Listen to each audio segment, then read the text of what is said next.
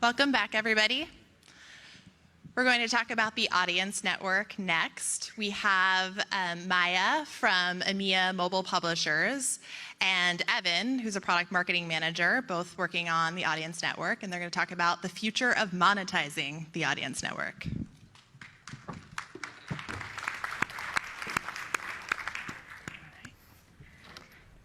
Hi, everyone.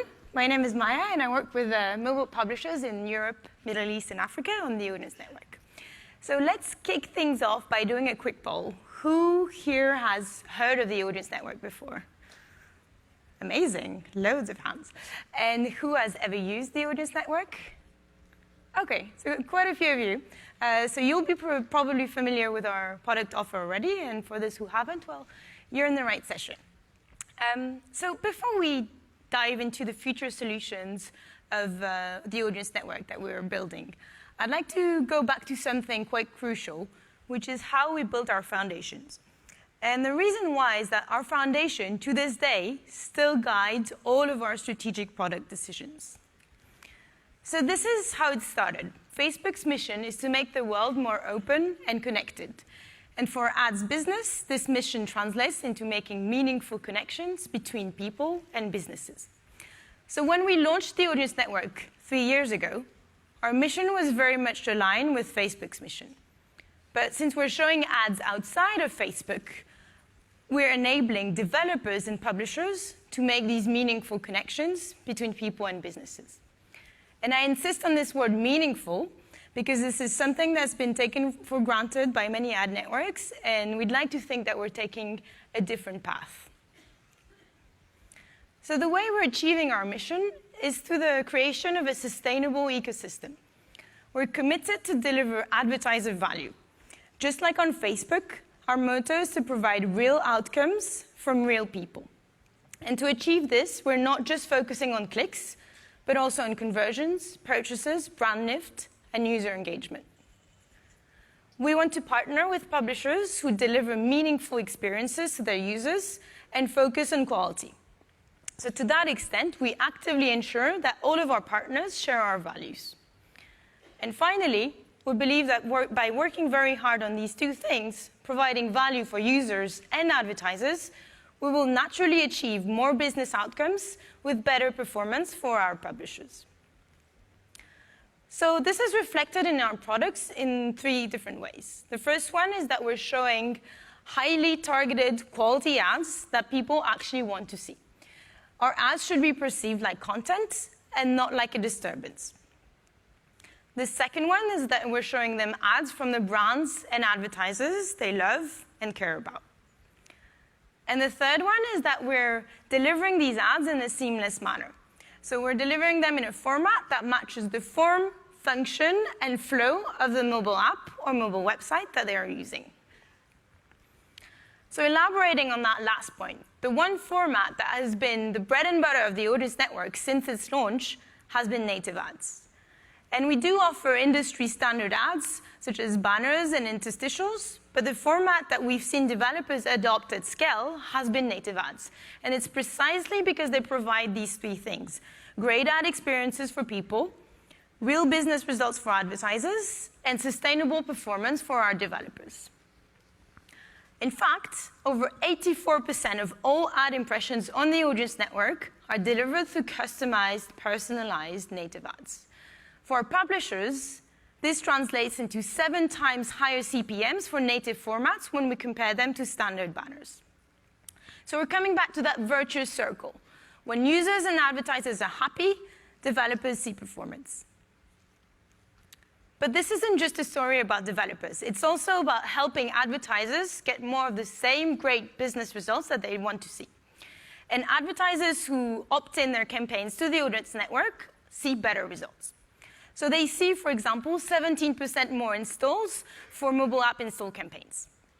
In terms of reach, we've recently passed 1 billion monthly active people on the audience network. So 1 billion people see an ads through the audience network via our developers' apps and website every month.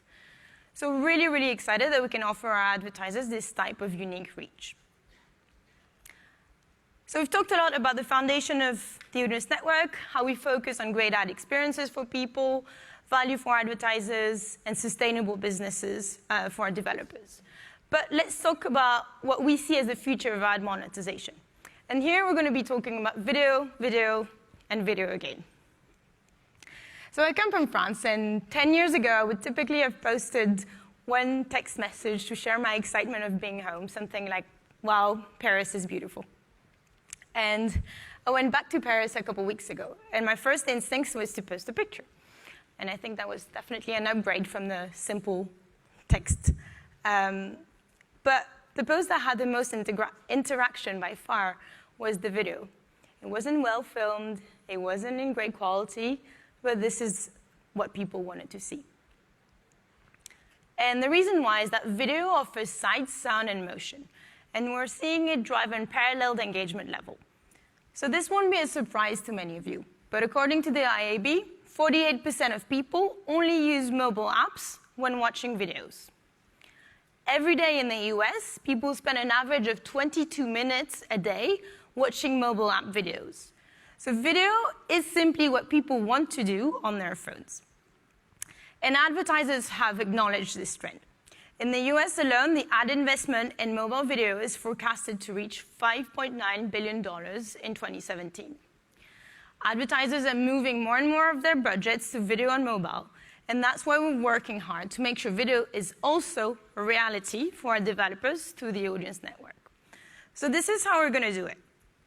Our first version of video in audience network came via native ads in Q4 of 2015. And the beauty of the audience network is that we use the same exact creative advertisers upload for newsfeed. So no matter what format a publisher chooses, you have access to the same assets. So you'll see here that on the left, you have newsfeed ads, and on the right, you have that exact same ads on a News Republic native integration. The second video ad format we're investing in are in-stream video ads. We're bringing in brand demand from the newsfeed to this video inventory. And this format provides an engaging experience and a good UX, which is exactly in line with our values. So this is what it looks like.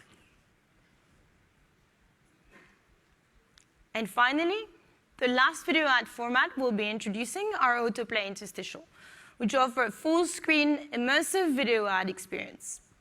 So interstitials can be used to create a break in the content, and actually many of you are probably using them already. But our approach here is that we're improving these ad breaks by offering engaging experience to users through branded video ads. So again, you can see what it looks like live. So as you'll have guessed, our focus right now is to bring video everywhere, and we want to do that really fast. We're exploring even more ways to enable video across the audience network, but we're starting with these three, native, in-stream, and interstitial. So remember, advertisers want to tell a story using captivating, compelling creatives, especially via video. So let's help them make the next evolution of ads a reality everywhere on the audience network. And now I'll be handing over to Evan, who's going to talk to you about something new that is changing the ad tech game.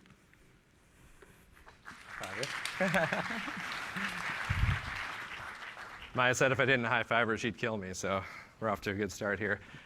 Hi, everybody. My name is Evan Piwowarski. I'm a product marketing manager on the Audience Network.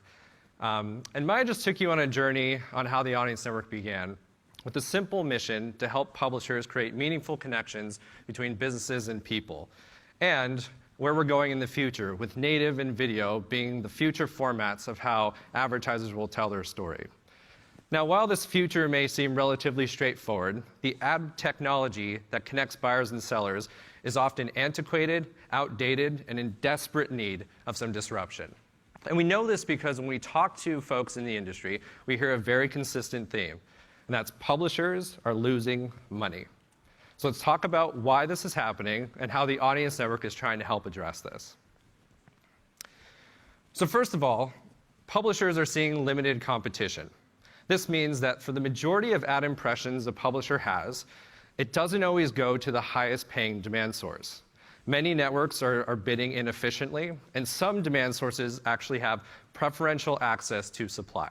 So this creates a world where there's limited competition to maximize revenue. Second one is limited transparency, or in some cases, no transparency. Mediation is often a black box. Publishers don't know what their inventory is valued as, they don't know what advertisers are willing to spend, and the actual dynamics of the auction are often unknown or understood.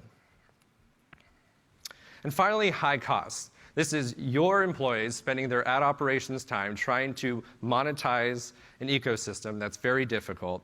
In addition, publishers often aren't aware of costly fees that take place between the technology layers and the buyers and sellers. Now, digital advertising doesn't need to be confusing or complex. Businesses want to reach an audience, publishers want to make money. It's simple.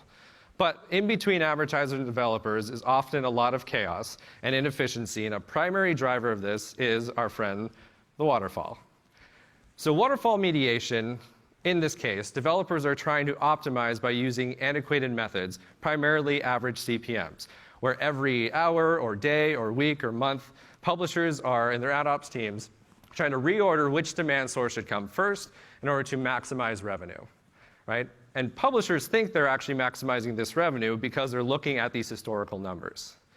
And even though there's some technology out there that automates waterfall optimization, we still know that publishers are leaving money on the table. Why?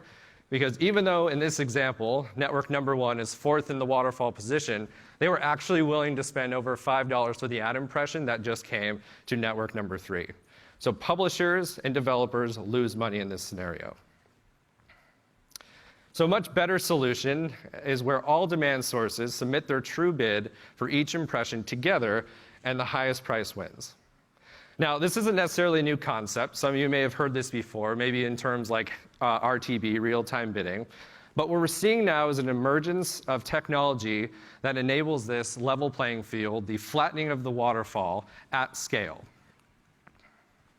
So enter header bidding. Header bidding is a way for publishers to establish an impartial and open auction over their ad inventory by offering every ad opportunity to multiple demand sources at the same time, significantly increasing competition and monetization. So let's talk about what header bidding actually is. So header bidding is a line of code that a publisher places in the header of their mobile web or desktop website. And when an ad request comes into this wrapper, it sends out a bid request to demand sources that are integrated into the wrapper, similar to mediation. But in this case, every bidder will return an actual bid that they're willing to pay for that impression. The winning bid is then entered into the ad server at the exact price, not an average, and competes against other demand sources, such as direct sold, private marketplace, or any other custom deals that a publisher might have. And in the end, the ad that has the highest revenue earning potential is delivered back to the publisher, shown to the user, and in this case, publishers make money instead of losing money. Now, the key reason why header bidding works so well is because it's rooted in core principles that ensure publishers and advertisers are maximizing their value. So this is not just about publisher value only, this is absolutely about advertiser value as well. And the first one is it's impartial, meaning no party gets an unfair advantage in the auction. So all demand sources get the same information at the same time. Second is clarity on auction dynamics. And this effectively means that the ad space goes to the demand source that's willing to pay the most. Sign them in the flat waterfall ecosystem. And finally, fees are consistent and understandable. It means there's no arbitrage, there's no average waterfall dynamics, and demand sources aren't able to manipulate their actual bid. So the price that they're willing to pay is what they actually end up paying to the publisher. When all of these combine, this leads to a diversification and stability of revenue for the publishers, which translates into long-term sustainable businesses, which is what we all want. And this technology and the principles are being embraced by publishers. In fact, over 70% of publishers in North America alone have adopted header bidding across desktop and mobile websites. And it's leading to real increases in revenue, 15 to 30% increases in CPM as a result of this technology. So users have a better experience because they're seeing ads that are better targeted to them, Advertisers are able to reach the audience they actually care about. And fundamentally, publishers are making more money. So this fundamental change is coming to how ad auctions work. And here's what we're doing as the Audience Network to help drive this. In March, we announced that mobile web publishers that use header bidding are able to access the Audience Network through some of our header bidding technology partners who adhere to these principles that I just showed you earlier. Some of these are Amazon, AppNexus, Media.net, Sonobi, Index Exchange, and Sortable. Or publishers can create their own integration using open source header bidding solutions like Prebid or PubFood by again adhering to the same principles. And what's working is when the Audience Network has access to impressions in real time, inventory in real time, we're able to take our amazing demand, our highly targeted ads, and the formats like native and video, and apply that to the actual inventory of the publisher. So in this case, Daily Mail, one of our header bidding publishers, was able to see a 2 to 3x increase in overall yield relative to other traditional exchange-based demand. So the power of Audience Network, combined with the header bidding principles in mobile web and desktop, is starting to lead to real outcomes for publishers that's driving revenue.